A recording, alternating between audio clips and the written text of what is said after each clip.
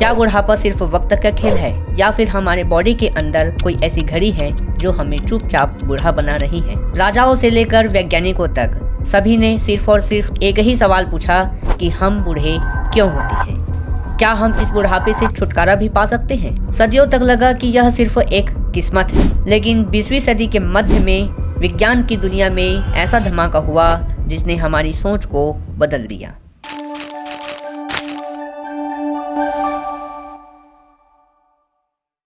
साल 1961 में फिलाडेल्फिया नाम के एक लैब में डॉक्टर लियोनार्ड हेल्फिक कुछ देख रहे थे जिसे देख पाना हमारे लिए नामुमकिन माना जाता था। उस समय तक लोग ये मानते थे कि कोशिकाएं हमेशा जीवित रह सकती हैं, पर ये पूरा सच नहीं था। हेल्फिक ने देखा कि जो कोशिकाएं होती हैं 50 से 70 बार डिवाइड होने के बाद वह अचानक रुक जाती हैं। पहली बार पता चला कि हमारी मौत का समय तो हमारे शरीर के बाहर नहीं बल्कि हमारे शरीर के अंदर लिखा जा चुका है। हेल्फिक के इस खोज को हम हेल्फिक लिमिट कहते हैं। हेल्फिक लिमिट का मतलब है कि कोशिका का एक लिमिट है जिसके बाहर वह विभाजित नहीं हो सकती है, मतलब डिवाइड नहीं हो सकती है। हेल्फिक ने घड़ी तो ढूंढ ली थी, पर वो घड़ी चलती कैसे थी? मतलब एक सवाल जिसका जवाब वे ढूंढ नहीं पाए। आखिर वो क्या कारण था जिसकी वजह से कोशिकाएं एक समय के बाद डिवाइड होना बंद कर देती थी? साल 1980 से 1984 के बीच एलिजाबेथ ब्लैकबर्न और उनकी टीम ने हेल्फिक के उस सवाल का जवाब ढूंढ लिया जिसका जवाब था टीलोमियर। टीलोमियर जो सेल डिवीजन में बनने वाले क्रोमोसोम के ठीक सिरों पर पाए जाते हैं, जो क्रोमोसोम को सुरक्षित रखने का काम करता है।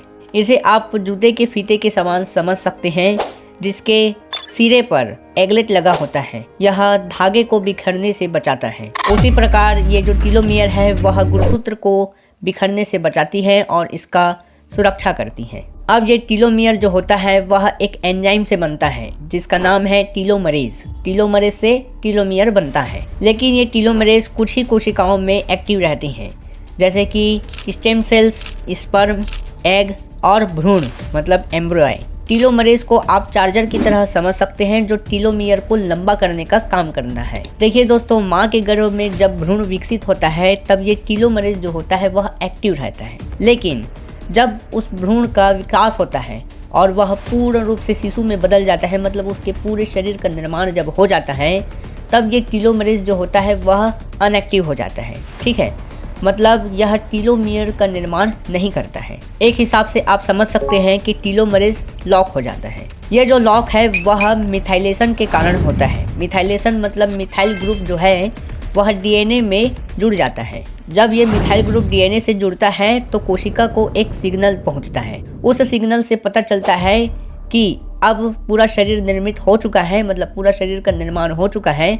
अब टीलोमरेज की हमें कोई आवश्यकता नहीं है, इसलिए वह टीलोमरेज लॉक हो जाता है। तो उसके कोशिका डिवाइड तो होते हैं, लेकिन जो टीलोमियर होता है वह छोटा होता जाता है और इसी टीलोमियर के छोटे होने के कारण हम बूढ़े दिखाई देते हैं, क्योंकि हम जानते हैं कि सेल्स जो है वह एक लिमिट के बाद डिवाइड होना बंद कर देता है। पर क्यों कर देता है? तो यह टीलोमियर के कारण कर देता है, क्योंकि टीलोमियर के घिस जाने पर वह डिवाइड होना बंद कर देता है। क्योंकि टीलोमियर था इसलिए वह डिवाइड हो रहे थे। चार्जर छीनने की वजह से उसकी बैटरी लो हो जाती है और वह 0% में स्विच ऑफ हो जाते हैं, मतलब सेल्स का बैटरी डाउन हो जाता है और वह खत्म हो जाते हैं, मतलब उनका अंत हो जाता है, ऐसा आप समझ सकते हैं। उनके इसी खोज के चलते उन्हें 2009 में नोबेल पुरस्कार से सम्मानित किया गया। पर अब भी एक सवाल है जो आपके मन में गूंज रही होगी। वो सवाल ये है कि क्या हम इस बुढ़ापे को रोक नहीं सकते? इसका जवाब हमें साल 1993 में सिंथिया कैनियन नाम की एक वैज्ञानिक, जिन्होंने सी एलिगेंस नाम के कीड़े पर प्रयोग किया। सी एलिगेंस ये कीड़ा मिट्टी, खाद और सड़े गले पत्ते फलों में पाया जाता है और इसकी जीवन शैली जो है वह 2 से 3 हफ्तों तक होती है। इसे आप ध्यान में रखिएगा। सिंथिया कैनियन ने इसके डीएनए के एक हिस्से को बदला और जिसे बदलने के बाद क्या हुआ उसे मैं बताऊंगा, लेकिन उससे पहले मैं बता दूं कि उस समय तक क्रिस्पर का विकास नहीं हुआ था। क्रिस्पर जो है एक विधि है जिससे डीएनए रेप्लिकेशन या म्यूटेशन कर सकते हैं। डीएनए के कुछ पार्ट्स को बदला जा सकता है। यह बदलाव जो है उन्होंने जेनेटिक इंजीनियरिंग की मदद से किया। अब ये तरीके 2 प्रकार से किए गए। सबसे पहला था म्यूटेशन और दूसरा था RNAi। जिसे हम कहते हैं आरएनए इंटरफेरेंस। वैज्ञानिक केमिकल्स में इथाइल मीथेन सल्फोनेट का प्रयोग करते थे और रेडिएशन में एक्सरे और गामा रे का प्रयोग करते थे। दूसरा तरीका था आरएनए इंटरफेरेंस। इसमें कुछ एक खास प्रकार के बैक्टीरिया को उस कीड़े को खिलाया गया, जिससे उसके डीएनए में बदलाव हुआ। अब हम पहले तरीके को समझते हैं, जिसमें उस सी एलिगेंस के कौन से पार्ट में बदलाव हुआ और क्या हुआ। उन्होंने रेडिएशन और केमिकल की मदद से उन कीड़ों में बदलाव किए गए। उन कीड़ों में बदलाव होने के बाद जब डीएनए का जांच किया गया, तब पता चला कि जो बदलाव है वह डाफ2 जीन में हुआ है। पहला तरीका अपना म्यूटेशन था, लेकिन ये जो दूसरा तरीका है वह इसके बाद के वर्षों में आया था। इस HT115 को इस प्रकार डिजाइन किया गया था कि ये dsRNA उत्पादित करे, डबल स्ट्रैंडेड आरएनए। dsRNA उसके डाफ2 जीन को धीमा कर दिया। बिना डीएनए को स्थायी रूप से काटे उन्होंने उसके डाफ2 जीन में बदलाव कर दिया। अब आप ये समझ सकते हैं कि दोनों ही तरीकों में डाफ2 जीन कॉमन है। देखिए, मैं बता दूं कि सी एलिगेंस जो है वह 2 से 3 हफ्तों तक जीता था, लेकिन उसके डाफ2 जीन में बदलाव के कारण वह 6 हफ्तों से ज़्यादा जिया, मतलब उसकी उम्र दोगुनी हो गई।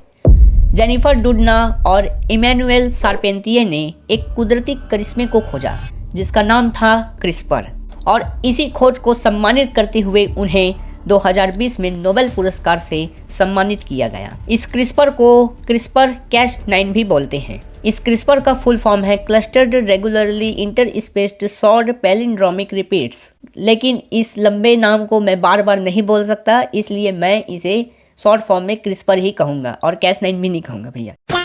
देखिए, इसका बुढ़ापा कम करने में बहुत बड़ा रोल है और इस खोज का आइडिया उन्हें बैक्टीरिया से आया। उन्होंने देखा कि जब वायरस बैक्टीरिया पर हमला करते हैं, तब बैक्टीरिया उनके डीएनए के कुछ हिस्से को काट कर अपने पास रख लेते हैं। फिर वही वायरस जब दोबारा हमला करता है, तब वह वायरस को पहचान जाता है, जिससे वह उसके डीएनए को काट देता है और जिससे वह अपनी जान बचा लेता है। इसे आइडिया लेकर उन्होंने क्रिस्पर का आविष्कार किया। अब आपके मन में, और जब मैं रिसर्च कर रहा था तो मेरे मन में भी एक सवाल दौड़ा कि इस क्रिस्पर का यूज क्या है और इस क्रिस्पर का यूज करने से आखिर होगा क्या। देखिए, जिस प्रकार सी एलिगेंस के डाफ2 जीन में बदलाव हुआ जिससे उसकी उम्र दोगुनी हो गई। देखिए, हमारे भी शरीर में टीलोमियर है, जो अगर लंबा हो जाए तो हम बुढ़ापा को कम कर सकते हैं, और उससे क्या होगा कि हम 100 साल जैसे जीते हैं, हम 100 साल तक जवान रह सकते हैं। 100 साल तक आते आते तो सब बूढ़े हो जाते हैं, लेकिन हम जवान रह सकते हैं और 200 साल तक जी सकते हैं। वैज्ञानिक अब क्रिस्पर की मदद से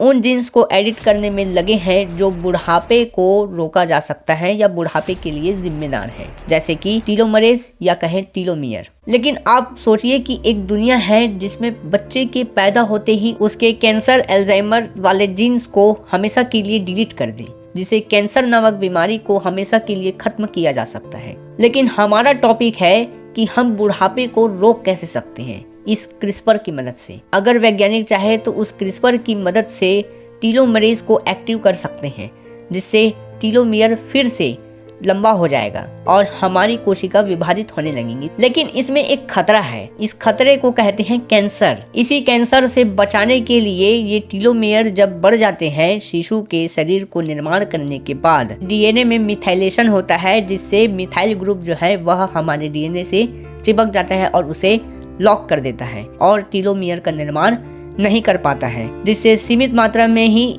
टीलोमियर बनता है और वह जब कोशिका विभाजित होती है तो धीरे धीरे वह छोटा होता जाता है और हम बूढ़े हो जाते हैं और कोशिका का अंत हो जाता है। लेकिन अगर हम इस टीलोमरेज को कंट्रोल करने की कुछ ऐसी तकनीक खोज लें तो हम बुढ़ापे को भी कंट्रोल कर सकते हैं, और इसी पर वैज्ञानिक काम कर रहे हैं ताकि हम उस टीलोमरेज को कभी भी एक्टिव कर सकें और कभी भी हम अनएक्टिव कर सकें। लेकिन सोचने वाली बात यह है कि एग और स्पर्म में ये एक्टिव क्यों रहते हैं। देखिए, एग और स्पर्म जब मिलते हैं तो भ्रूण बनता है, और ये भ्रूण को विकसित होने के लिए बार बार कोशिका को विभाजित होना पड़ता है, और जब ये कोशिका विभाजित होंगी तभी तो हमारा शरीर बनेगा ना। देखिए, हम बिना इस तकनीकों के भी हम अपनी एजिंग को रिवर्स कर सकते हैं।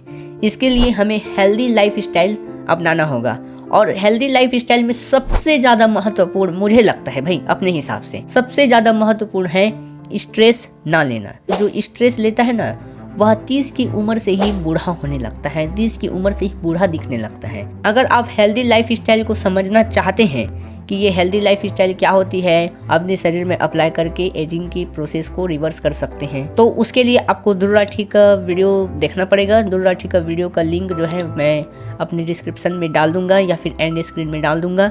आप जाके उस वीडियो को चेकआउट कर सकते हैं। उससे आपको पूरा तरीके से पता चलेगा कि वो लाइफ स्टाइल क्या है और कैसी होती है, और जिसे हम अप्लाई करके हम अपनी एजिंग की प्रोसेस को कम कर सकते हैं। मेरे हिसाब से हमारी मौत का कोई समय नहीं है, इसलिए हमें अपना और अपनों का ध्यान रखना चाहिए और हमें एक स्ट्रेस फ्री जिंदगी जीनी चाहिए। इसलिए बूढ़ा होना कोई श्राप नहीं बल्कि सबूत है इस बात का कि बुढ़ापे की जिंदगी तजुर्बे की निशानी है। तो मिलते हैं नेक्स्ट वीडियो में, तब तक के लिए जय हिंद, जय भारत।